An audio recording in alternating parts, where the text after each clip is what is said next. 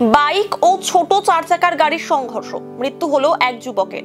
শনিবার রাত 8টা নাগাদ ঘটনাটি ঘটেছে ফুলবাড়ি ক্যানেল রোডের নাওয়াপাড়া সংলগ্ন এলাকায়।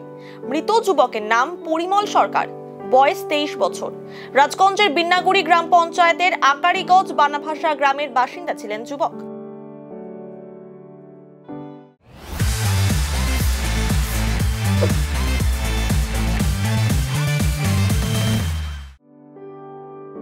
স্থানীয় সূত্রে জানা গিয়েছে, শনিবার ওই যুবক কোনো প্রয়োজনে এনজেপিতে গিয়েছিলেন। রাতে বাইক নিয়ে বাড়িতে ফেরার পথে ক্যানেল রোডে চার চাকার ছোট যাত্রীবাহী গাড়ির সঙ্গে মুখোমুখি সংঘর্ষ হয়। গুরুতর আহত হন যুবক। খবর পেয়ে ঘটনাস্থলে পৌঁছায় নিউ জলপাইগুড়ি থানার পুলিশ। সঙ্গে সঙ্গে যুবককে উদ্ধার করে উত্তরবঙ্গ মেডিকেল কলেজ ও হাসপাতালে নিয়ে যাওয়া হয়। সেখানে কর্তব্যরত চিকিৎসকরা তাকে মৃত বলে ঘোষণা করেন। জানা গিয়েছে, ভিন রাজ্যে শ্রমিকের কাজ করতেন যুবক। লোকসভা নির্বাচনের আগে বাড়িতে এসেছিলেন। ঘটনায় শোকের ছায়া নেমে এসেছে পরিবারে।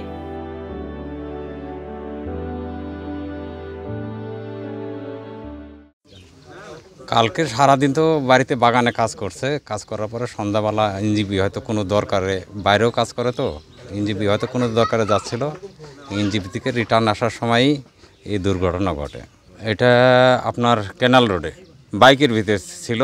দুর্ঘটনা হয় আসার সময় সামনাসামনি প্রথম মারুতি গাড়ির সাথে ধাক্কা লাগে, তারপরে বাসের সাথেও ধাক্কা লাগে, স্টেট বাসের সাথে। হ্যাঁ, তারপরে ওখান থেকে মানে ট্রাফিক অফিসারগুলোই মানে হসপিটালে মেডিকেলে নিয়ে যায়। মেডিকেলে প্রায় 15-20 মিনিট ছিল, তারপরেই কেরালা রোডের কাজ করতো। হ্যাঁ, মোটামুটি বাইরে যেহেতু কাজ করে। পরিমল সরকার, বয়স অনুমানিক 23 বছর। আজকে যে হারে গাড়ি চলছে এই রাস্তায়, আমাদের মেন রোডটাও ফুলবাড়ি থেকে জটিখালি অবধি প্রচণ্ড খারাপ। সমস্ত গাড়ি এই ক্যানাল রোড দিয়ে ঢুকে, একের পিছনে এক গাড়ি লেগে আছে। আর 2 নম্বর কথা হচ্ছে যে রাস্তাটা চাপা হয়ে গেছে।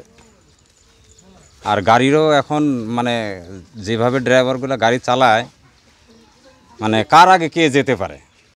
কালকে আমার একটা ভাই এখানে রোডে অ্যাক্সিডেন্ট হয়ে মারা গেছে। ঘটনাটা এই 8:30 নাগাদ। হ্যাঁ, বাইকে একাই ছিল।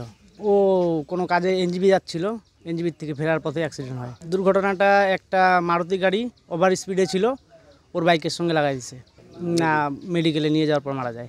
উনি কাজ করতো কেরালাতে।